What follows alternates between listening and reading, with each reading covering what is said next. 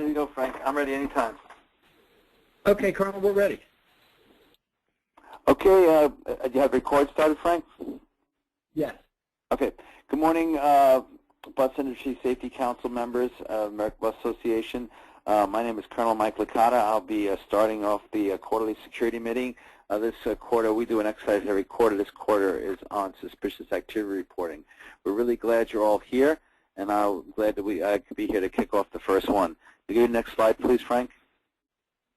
Okay. Okay. All right.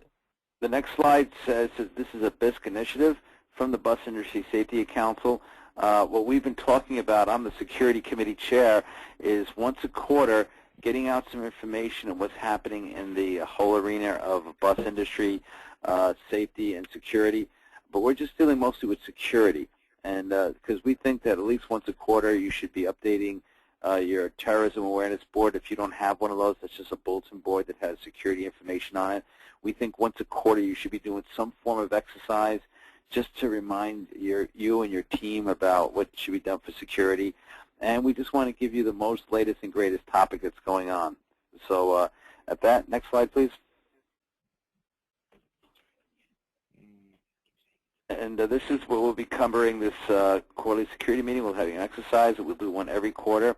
We're going to have a security topic. This security is about cybersecurity. We'll give you something to update on your terrorism awareness board, and we'll talk about security trends or problems within the company, and any exercise plans and after-action reports. So this is the first time we're running this with the Bus Industry Safety Council. It's kind of a beta test. Everything that we present here is from our company. It hasn't been a condoned, approved by the Bus Industry Safety Council, but we just are starting the whole process. So we just want to get a feedback from how you feel about it. Okay, in the future we'll run everything by ABA, make sure that they 100% agree with everything, and that you guys all that you like it. But we're trying to get feedback for the American Bus Association. So at that, I'm going to turn it over to Frank and let him start presenting. Frank, you're up to the slide about the buses being the favorite target of terrorists. I am, yeah. Okay. And just by way of note, for those of you who are trying to sign in now, we have maxed out. You do have audio, so we do invite you to stay on. This meeting is being recorded. And there's some background chatter now, and you may want to use the mute feature, and that will cover any background noise. Just remember, when you do go, if you want to say something, by all means jump in, but just remember to unmute yourself.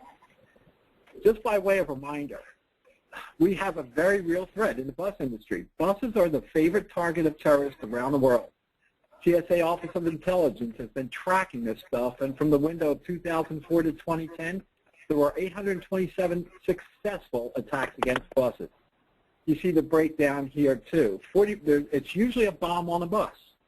Bomb on a bus, a bomb on a bus route, a bomb at a bus station or bus stop.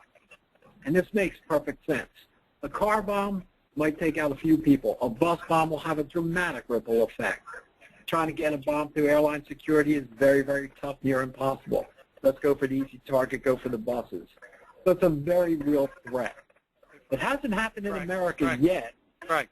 Yes, sir. Charlie Quarter, somebody's still got some chatter going on in the background.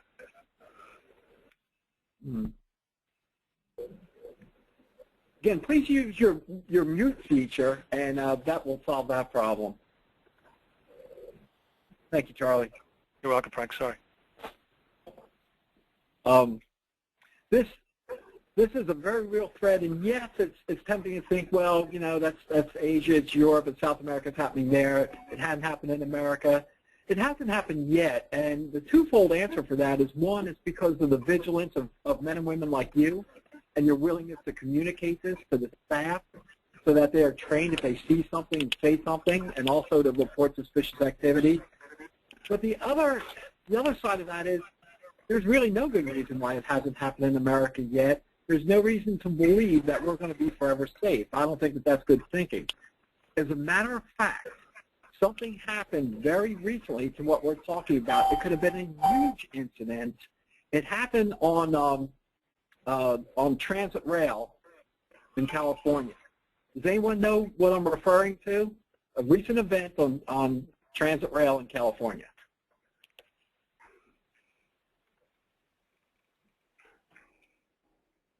Anyone catch that report? It was a shooting, right? There was a shooting. Here's a guy. Imagine this. There's a guy on the car, and he has a gun. He's pulling it out repeatedly. He's aiming at passengers on the rail car. Nobody noticed. They were busy looking at their cell phones, their tablets, they were reading books. Nobody noticed this. It was captured on video. This guy, so the car comes to a stop. Passengers get off. This guy with the gun follows a passenger, chose him randomly, waited till he turned the corner, and shot the guy dead. This guy had a loaded gun on a train, and he was pulling it out, pointing at people, and nobody noticed. Could this happen on a bus?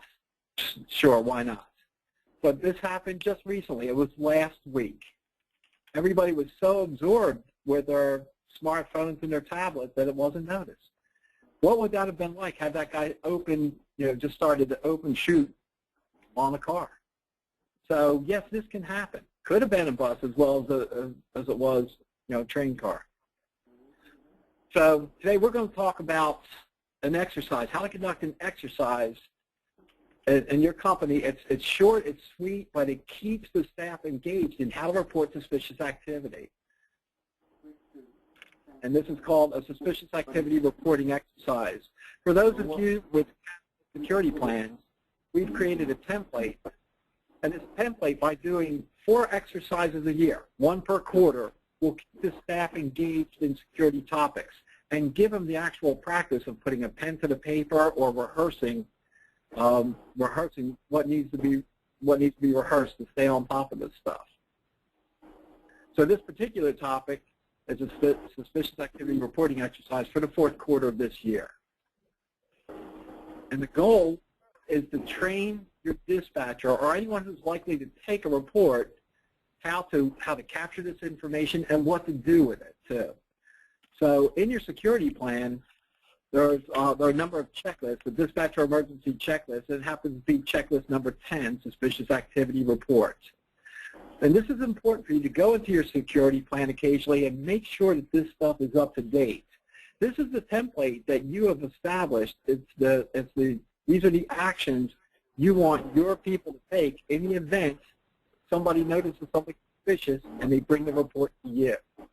So that's why this checklist you up to slide 9. Is that what you're up to now?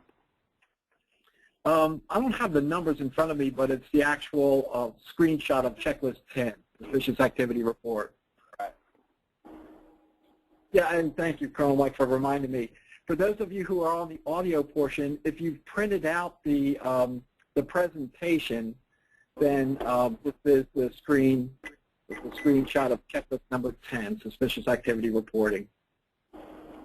And I see folks are still joining us, and we welcome you.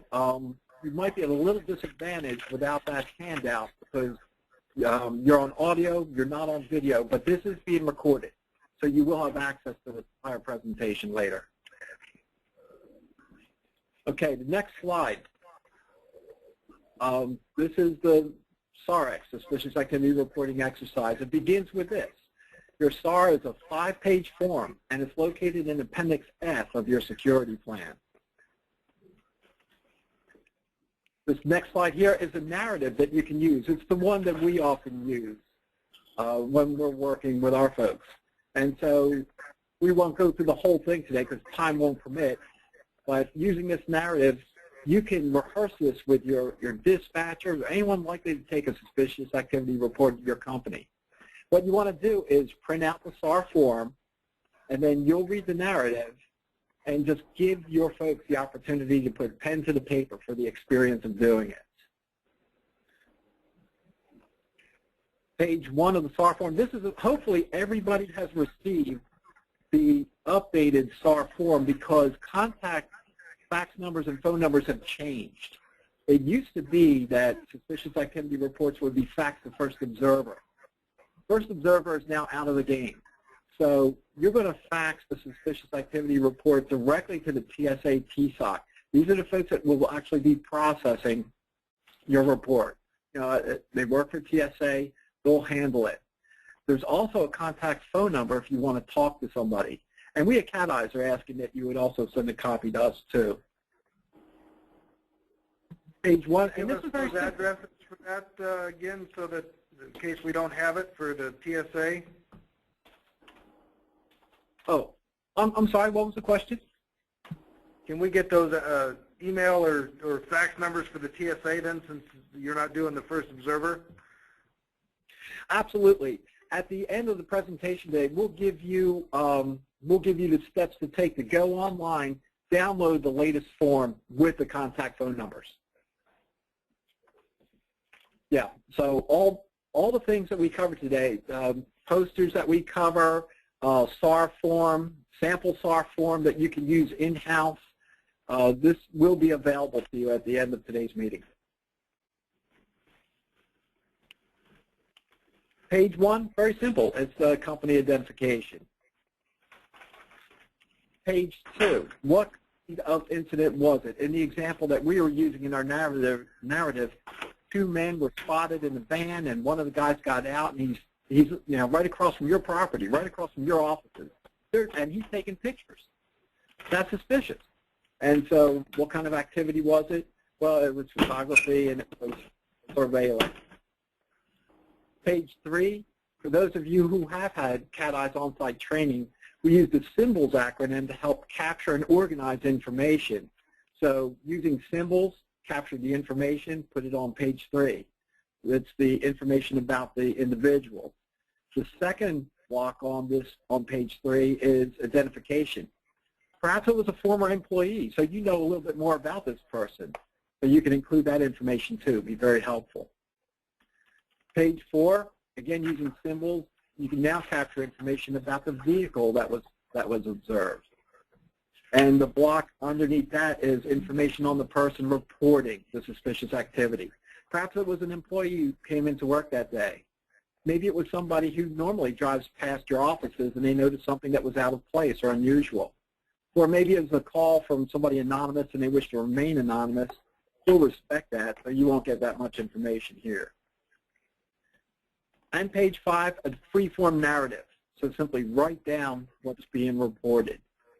5-page form, very simple, but this is something we would ask you to do with your staff just to give them experience of putting a pen to the paper, and so that when the real event does occur, they've got some experience, they're used to it, they're not worried about what to do. And as a side note, I've been noticing when I go to my Hygiene account, I notice that there are more suspicious activity reports being processed than I've seen in the past. This is what's really going to separate, I think, the companies that are victimized versus the companies that aren't. As your folks are trained to see something, they say something, they get that word out, you're less of an interesting target because the bad guys are going to go for the easy targets. And if your folks are reporting suspicious activity and all of a sudden law enforcement is increasing patrols, you've got lights, you've got cameras, you're a whole lot less of a target than if you didn't have those advantages. And again, in continuing with this exercise, you want to ensure that your dispatcher or whoever's taking the suspicious activity report information, ensure that they're following this checklist. And in particular, you look at notification. You as a company have already determined, okay, in the event that we do have a suspicious activity report, notify, in this example here, the general manager, the safety director, the alert team leader, just going down the line, making sure that the phone numbers are all current. So actually have your dispatcher call the GM, call the safety director. Because if this information is 2 years old, but the GM has a new cell phone, well, and the old cell phone number doesn't work, well, you need to know that now. So this is the important part of the exercise, is to ensure this information is current. Those of you who are pretty comfortable with Hygiene, another way to report suspicious activity using your Hygiene account. And this is a screenshot of the new, if this picture looks a little foreign to you, it may not have been on your Hygiene. So it's worth checking in with the Hygiene help desk, make sure that you tag it on. Frank, we're losing Oh, you. there's still, yeah, there's some background noise. Again, those of you who have a mute feature, you may want to use it. Just remember to take it off mute. From the rest of the house, when we build the house. Okay. Huh? Powered up before there's any wires in the house. Okay, so we are now on the slide that says exercise, suspicious activity report, document lessons learned. And this is very important. Your exercise probably won't go 100% flawlessly. That's fine. That's okay. Because if mistakes were made and you've learned them now, fantastic. You've exposed those. You've made corrections. And I'll give you a real-life example. I was doing this very exercise with a bus company in Wisconsin, and the alert team was actually watching. They were on speakerphone.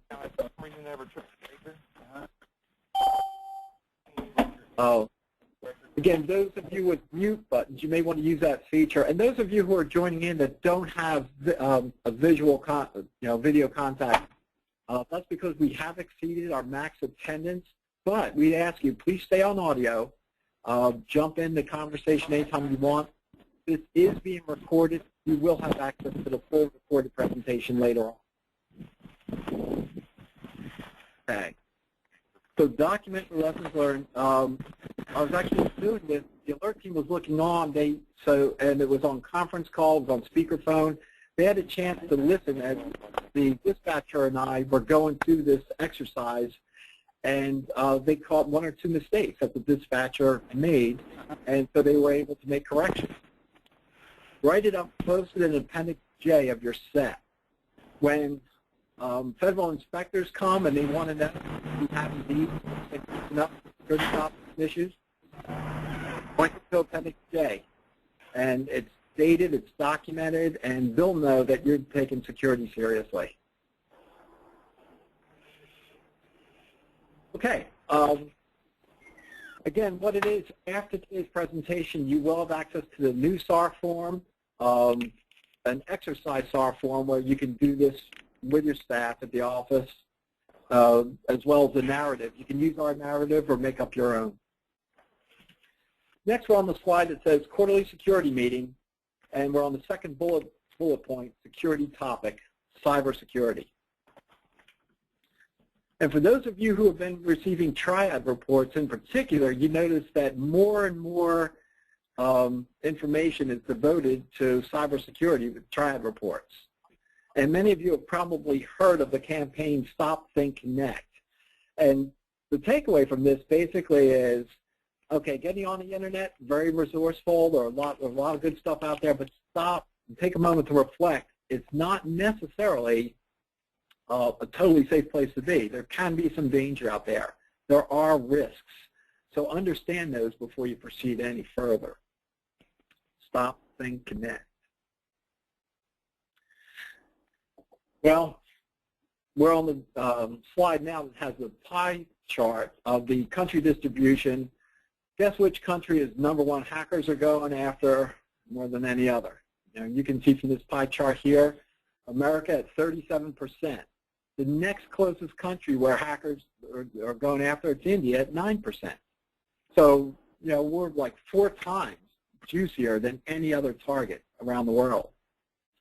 So there are hackers, there are cyber attacks, mostly aimed at America, happening on a regular basis, and it's estimated that there are 10,000 attempts every single day.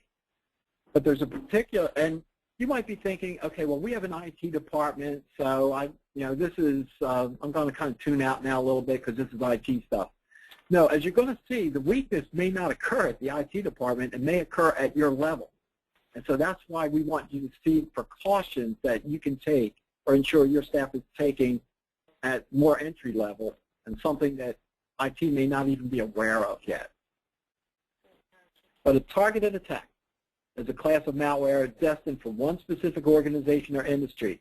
These are bad guys, and they're usually pretty sophisticated, and what they're going after is sensitive information, financial records, identification, codes and passwords. So as you might guess, the government is the most targeted sector. Financial industries are next. And you're thinking, okay, well, I'm glad I'm not a government agency, glad I'm not a financial industry.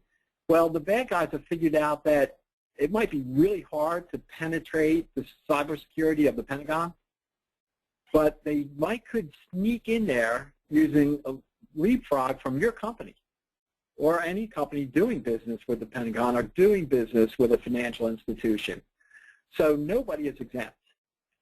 So it's true, government organizations are the juiciest. But the bad guys have figured out our best chance of getting through might just be the Trojan horse thing. This slide here, and it's labeled security topic, cybersecurity, it shows targeted attacks per day in 2012. This comes to us from Symantec, one of the premier cyber protection programs in America. These guys have 30-plus years of experience. Well, this information here tells us that in June of 2012, there were 225 targeted attacks per day. And that doesn't, that doesn't sound like much, but these are really sophisticated, very focused attacks that are designed to do damage and to steal information.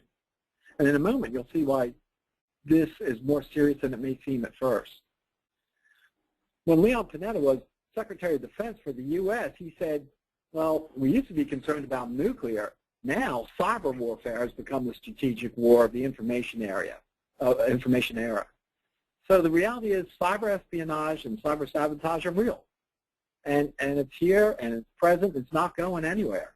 The bad guys have figured out it is easier and safer for them to launch an attack overseas at a, it could be a very friendly state like North Korea or Iran. It's much easier for them to do that there and attack us here than it is to try to smuggle a bomb through our borders. So this is real, and this can really do serious damage to a company, as we'll see in a moment. This graphic here, also from Symantec. The largest growth area for targeted attacks in 2012 was businesses with fewer than 250 employees. 31% of all attacks targeted then. So they're going after small and medium-sized businesses. Well, that's not good because 1 in 5 businesses, small businesses, falls victims of cybercrime every year. And of those, some 60% go out of business within 6 months. The bad guys can do serious damage. I mean, to me, that's pretty stout statistic. 60% never recover? Well, suppose the bad guys successfully target your operations. How long would it take for you to get back up and running again? I mean, yeah, you might have your buses physically available, but think of the information, your passenger list, your inventory, your financial records. What kind of damage could that do to your company? So that's why this is serious, and that's another reason bad guys are going after small businesses. Small businesses aren't taking this stuff as seriously as they should. I mean, the military has figured it out. The government has figured out that they need to be as secure as possible. But a lot of small business owners just don't put the effort or emphasis that they should in this. So we want to look at 4 precautions that you can take. And I'll expand on these in a minute. But the 4 precautions are to use protection on every device that touches your business, to run business-grade unified malware protection, to train the staff and yourself to practice good digital hygiene, and to get a security audit and heed its findings. Okay, precaution number 1. Every device that touches your business needs to be protected. You want to ensure that your passwords are good and that encryption is also being used. And again, it's neat. Folks are still arriving. We really appreciate it. Thank you for taking time out of your schedule. You may not have access to the video portion of this. You are hearing us on audio. This is being recorded, so you will get a chance to view the whole presentation, and we'll give you that information at the end of the presentation. You'll also have access to all the documents that we're looking at today. Second point, you want to install third-party anti-malware apps.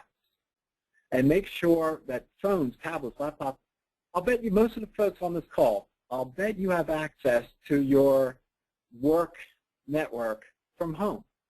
And some of you are even sophisticated enough to be able to do it on your smartphone or tablet. So you could be traveling, you could whip out your tablet, your iPad, and access your network there. Well, that can be a weakness. if it's not protected. And again, the temptation is, well, we'll let the IT department handle it. Well, at this level, this may be the weakness that IT is unaware of.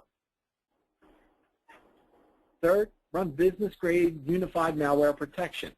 So consumer antivirus applications are not sufficient. You need something a lot tougher than that. And business-class security suites offer multi-device protection and regular updates because they know how important your data is. So hopefully nobody on this call will be attacked. And if you are, hopefully your defenses are strong enough. And last, train your staff and yourself to practice good digital hygiene. The common mistake a lot of folks make, they use the same password on multiple accounts. The most common password out there is what? Does anybody know?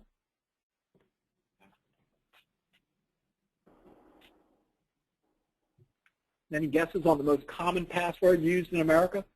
Maybe password. Password is up there. 1, 2, 3, 4. 1, 2, 3, 4, 5, 6. That's it. 1, 2, 3, 4, 5, 6 is the most common. 1, 2, 3, 4 is up there. Password is up there. Well, we're not giving the bad guys even, we're not even making them work to crack your system with stuff like that.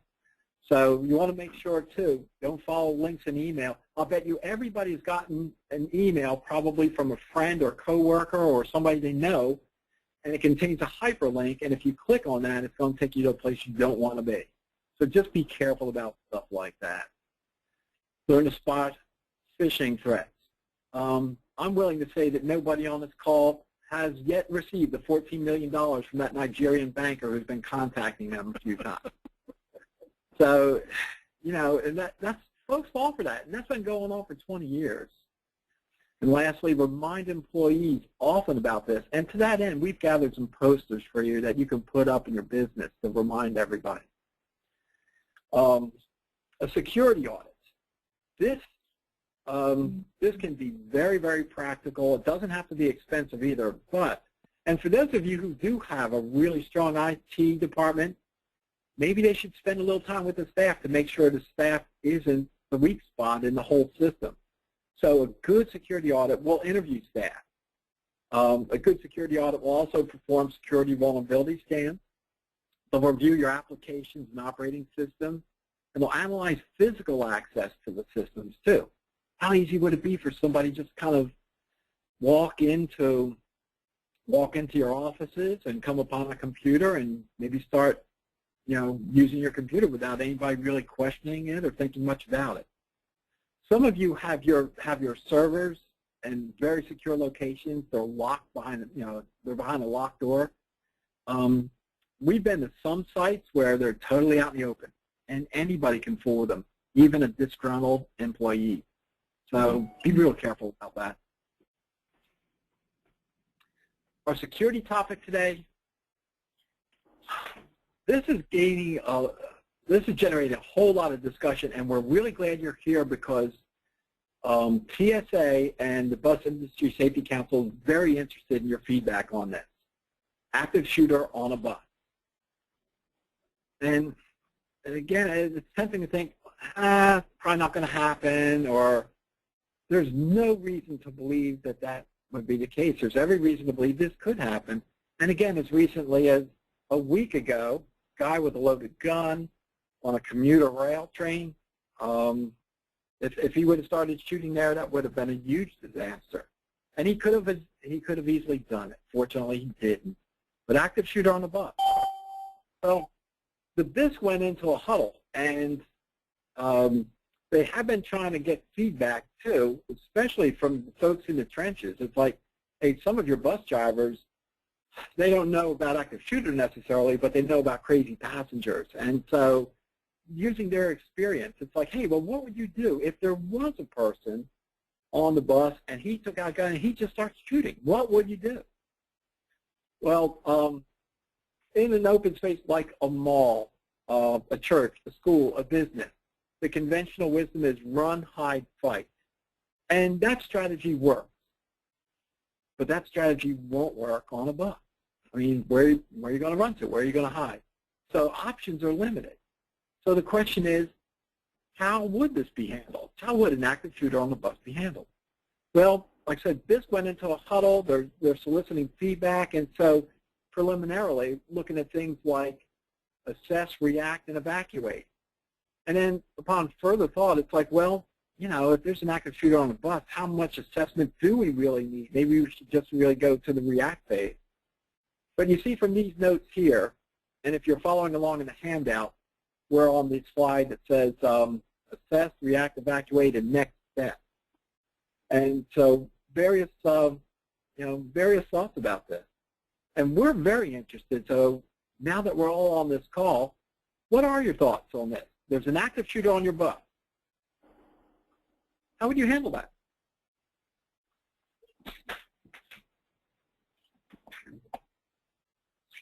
Comments? Thoughts?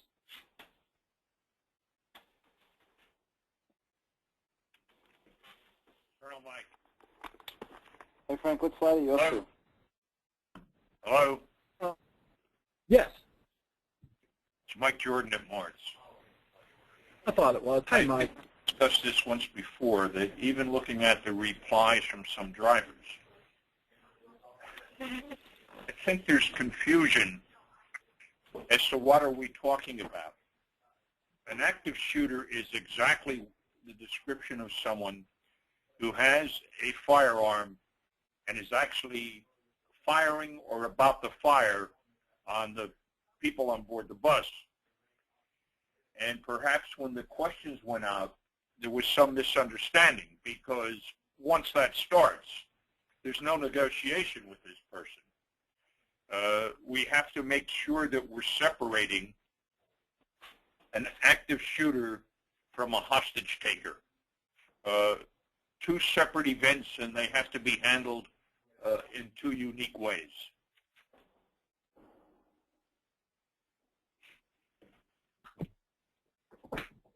Yeah, hey, Mike, this is Colonel Mike. I agree 100%, and we're working on this thing for the Bus Industry Safety Council, and Frank's soliciting feedback today, if there's anybody has any other suggestions, and we're going to go talk about it in January at the Bus Industry Safety Council meeting, and then they're going to do an exercise also in January. We're going to practice some of these protocols, but I'm 100% behind you, Mike. I mean, there's a whole different thing versus someone pulling a gun out and saying, I want to take this bus, and you know, everybody empty your wallets, or I'm gonna hijack it, versus someone that's shooting and popping out shots.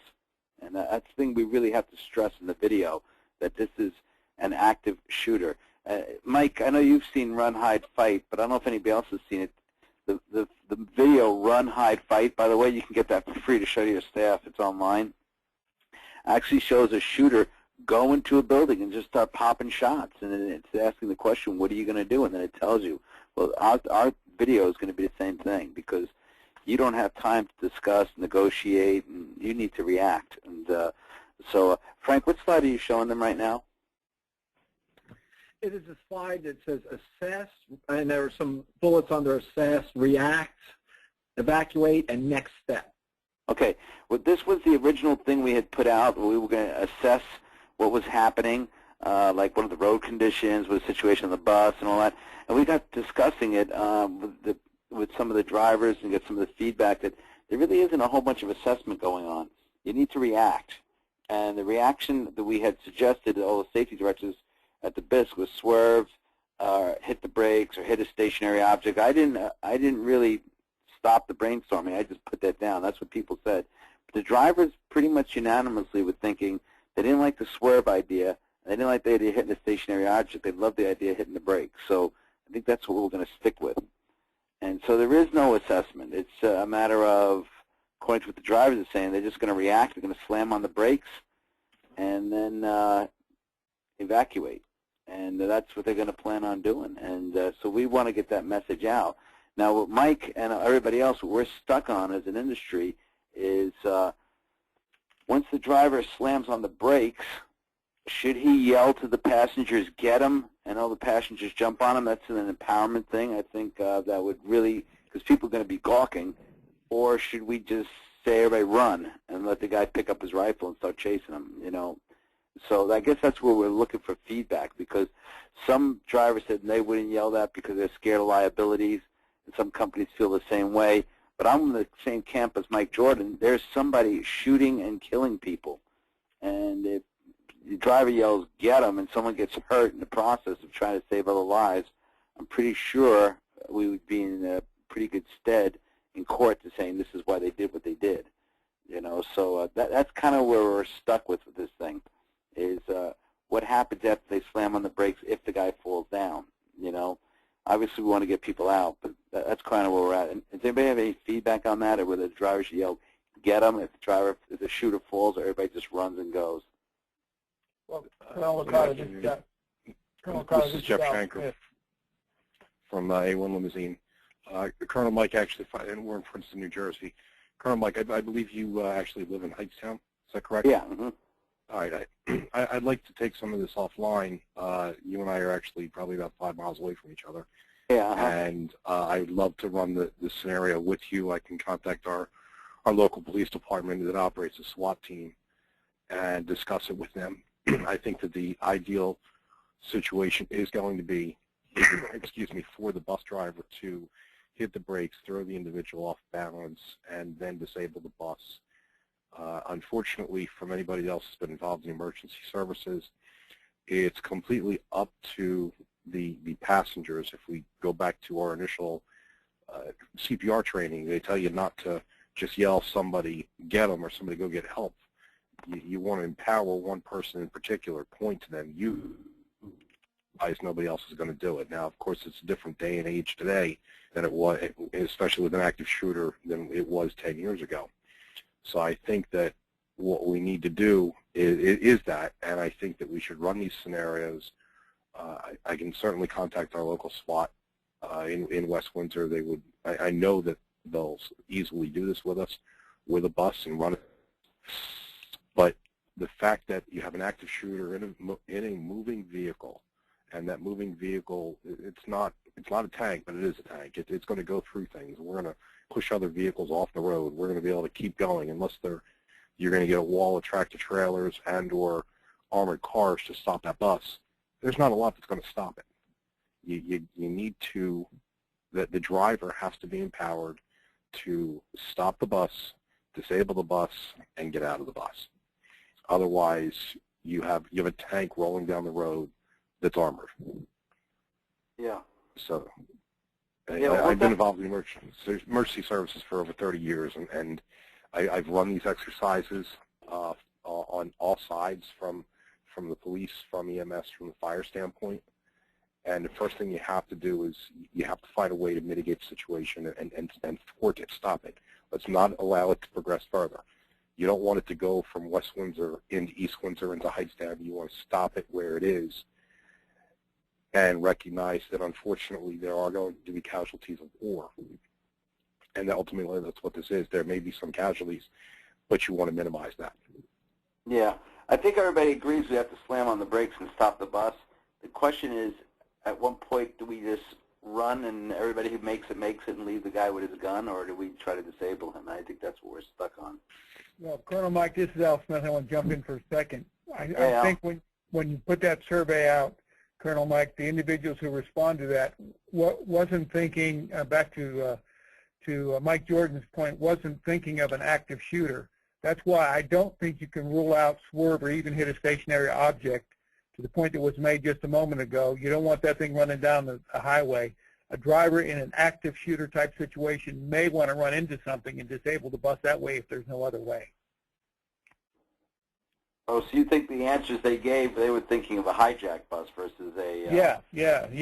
They weren't thinking of it as an individual on there shooting people, just that, they were holding people hostage. So I think they didn't understand that you're dealing with, people are dying on moment to moment. People are dying. Yeah. Okay. Hey, Mike, Frank Bayo here from DATCO. We've had some pretty good luck with the protocol that we developed and then shared with one of our local transportation security companies.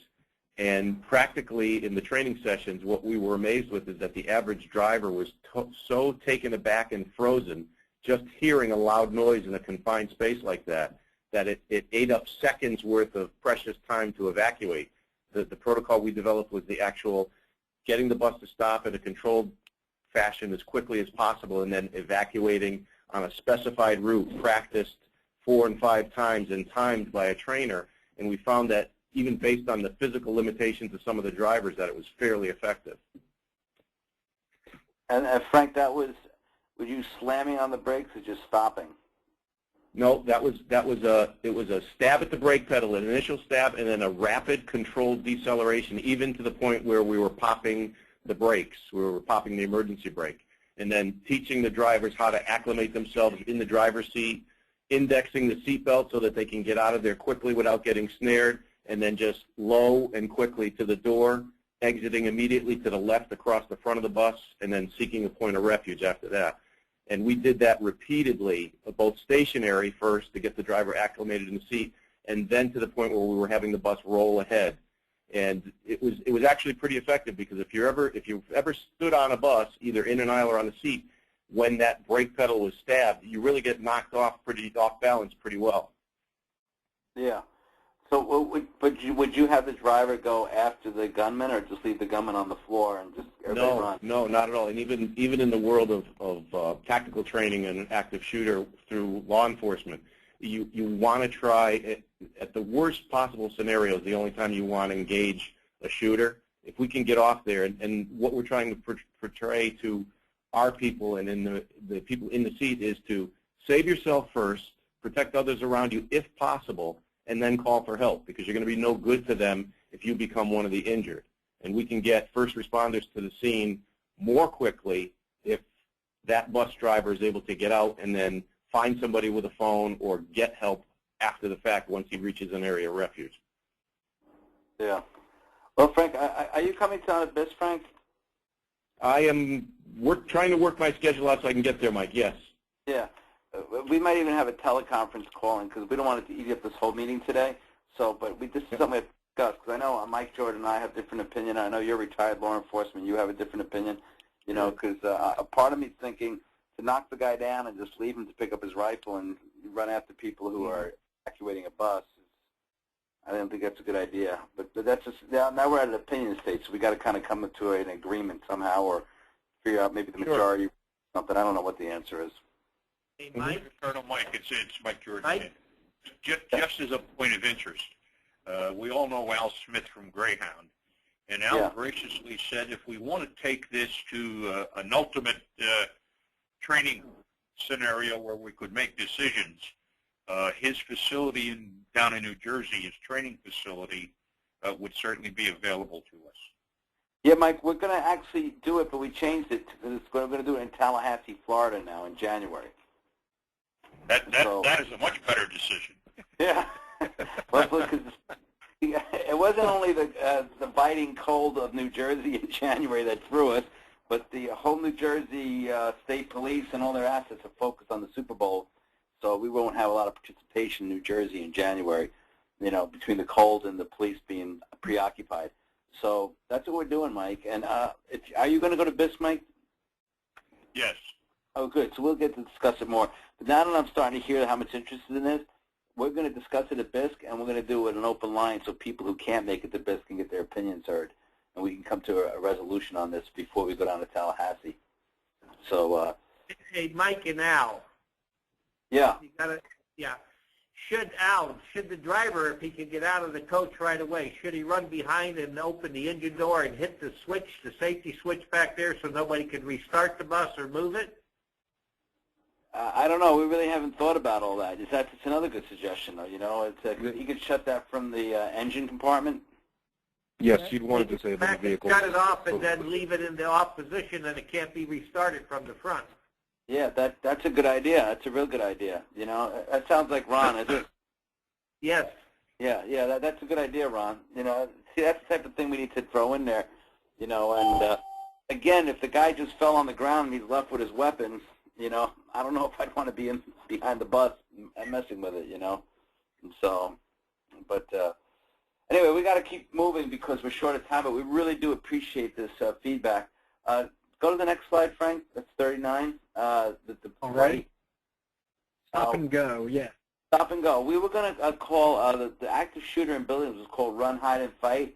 This is just a suggestion. Maybe we'll call our Stop and Go, which we figure out how to stop the bus and disable the shooter and get off of it, you know, or maybe stop the bus and get off of it. But we're going to try and come up with something catchy and quick.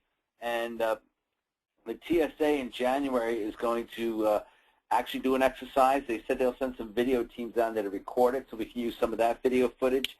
And then ultimately what we'd like to do, probably when it warms up and after the Super Bowl, is do it again in New Jersey, and we will actually use our training facility up there also and have video teams come out. And hopefully we'll have some grant money. I'm trying to get some grant money from either the Office of Homeland Security of New Jersey or UASC funds, or you know, maybe the state police might want to kick in. I really don't know. We're looking. So if anybody has any hooks in the government that has some extra money they need to get rid of, that might be a way to fund this video. So, okay, Frank, do you want to go on with the talk about the books, the e-books? Yes, we're on slide 40 now, and real quickly, it's very satisfying to hear this much interest in the topic of active shooter on the bus, because the reality is it definitely can happen. Remember, we live in a world where just 12 years ago, 3,000 people went to work and didn't come home. They just went to work. And so there are folks flying planes in buildings that are affecting lives. And so it is the world that we live in. Can there be an active shooter on the bus? Absolutely. And so it's good to flesh this out now. If you're following along in your handout, we're on slide 40 now, and this is where you can get a free copy of an ebook. It's a Motor Coach Counterterrorism Guide. It's very well written, and I've actually seen when we've done Cat Eyes training on site, we've had these and we've handed them out. I have actually witnessed bus drivers who, maybe they're just in between runs or they're a little downtime. They're actually reading this, and it's some good stuff. When you can get this, it's available to everybody at your company. 4 quick steps. You go to just open up your smartphone, your tablet, your PC, and you go to the link here, qsp.mobi/K. You install the free application. So it's a free app that you install on your smartphone or iPad or tablet. And then you go open the app, go to Bookstore, and then click on the Access Web Account tab. I did this the other day. It took me all of, 5 minutes or less. Downloaded like a charm. And you enter the ID that you see in the above box. It's near the top in the center of the screen, account ID, TVH3FN. And it downloads. It's nice. It's crisp. It's clear. I do hear anyone using BlackBerry, you guys may have some difficulty. Outside of that, iPhones and Android devices get it without a problem.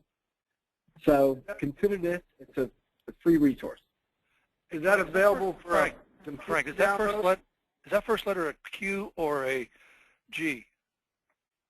It's a Q. Okay, thanks. Step 1. Yeah, step 1 is qsp.mobi/K. Got it. And so that'll download the app on your smartphone or tablet. Would these be available for computer download for training your staff? That's a great question. I haven't tried it on computer. It looks like, here's what I would do. Go to www.qsp.mobi/K. It should work from there. I haven't tried it. I know it works on the tablet like a charm. Would be it's some good stuff. Okay, and along these lines, we found some good posters for your terrorism awareness board or employee break room. But this goes back to the topic of cybersecurity so that everybody in your company is on the same page. The poster on the left, protect your workplace, cybersecurity guidance for employees and then for leadership and IT professionals too. The poster on your right, the blue poster, report suspicious cyber incidents. So if there's a system failure or disruption, that may not be an accident. There could be something going on there. So this poster nicely identifies some things that could be a suspicious incident that's worthy of reporting. So this will be available again at the end of today's presentation. You'll get the steps to go to the web, and we put a folder up there with these resources in there for you to download. Security trends or problems within the company. Whenever we get a group like this together, it'd be an excellent time to discuss it. However, we did spend time on another, on the active shooter topic, which is really hot right now. So we're going to forgo this time because we don't want to keep you over time. And exercise plans and after-action reports. So if you do suspicious activity reporting exercise, when you do that at your offices, give yourself credit. You've taken time out of your schedule. Your employees have taken time out of their schedule. So write up an after-action report. You date it, brief description of what's going on, what you did. Put it in Appendix J of your set. Once again, when federal inspectors come, they see that you're taking security seriously. That's a win-win for everybody. So with that in mind, the next quarterly security meeting will be held on Wednesday, January 8th at 1:30. You will get invitations in advance, and we'll see if we can increase the number of attendees, because we did max out early today. There have been more than 26 folks have been trying to log on. For those of you who are on audio only, again, this presentation will be available to you. So 3 months from now, we'll meet again. Real quick word on the BISC meeting, which will be held in Nashville, Tennessee, January 11th through 15th. Matt Cahill, are you still on with us?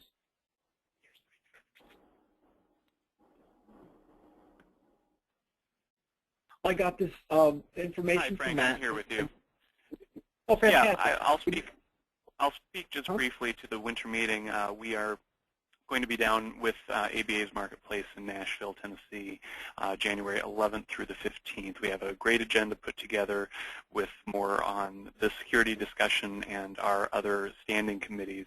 So I certainly encourage you to come. Sign up at the website, www.buses.org/winterbisc, winter B-I-S-C. It's an easy 3-step application or registration rather process. We're also very much wanting people to sign up for the Prevo and Bridgestone Firestone plant tours.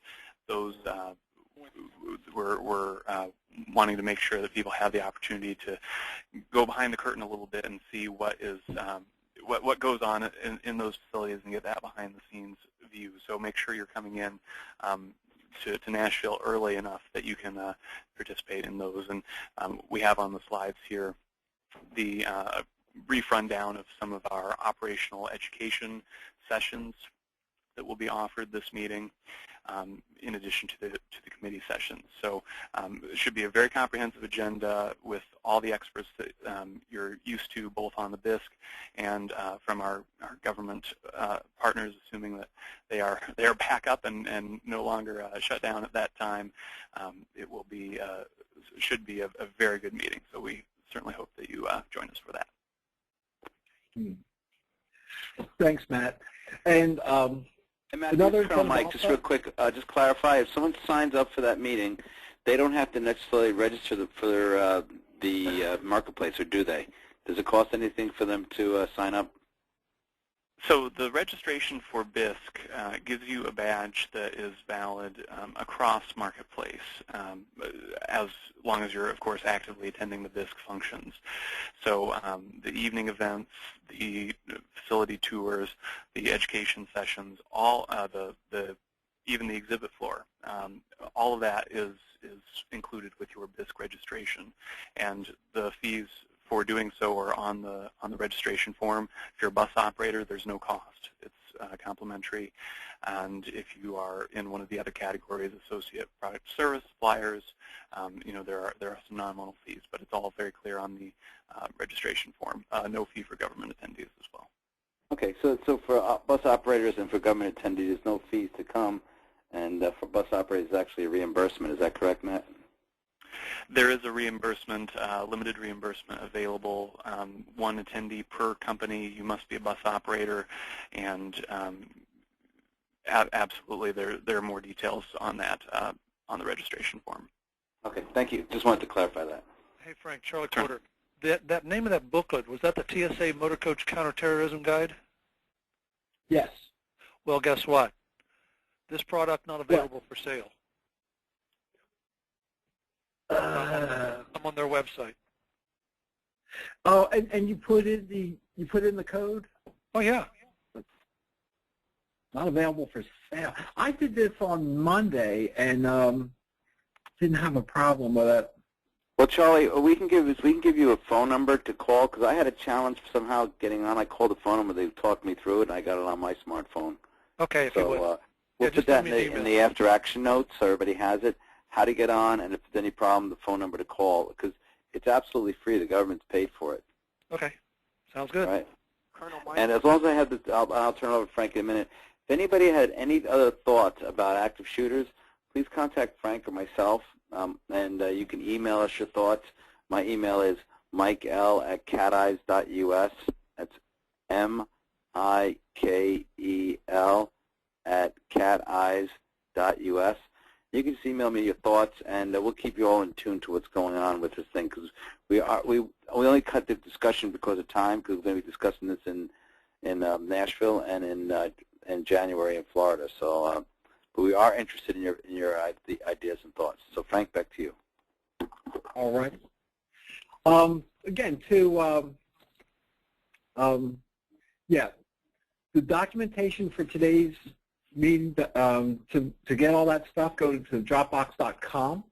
The sign-in is eqsm@hotmail.com, and the password is +123. I'm going to email all this to you. And so once you get there, there is a folder labeled DISC. Open up the folder, and everything we talked about is there. And within 24 hours, a narrated version of this meeting will be there also. So that'll take a little while to upload. Outside of that, the posters, information on the BISC meeting in January, SAR Form, all that is there too. Okay. Meeting's been recorded.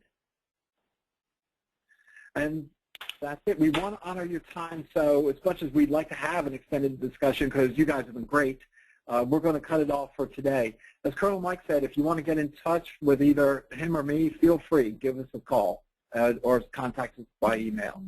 Y'all take care. Have a great day. Thank you so much for your time and attention. We appreciate it. All right, you have a great day. Bye now. Thanks, Frank.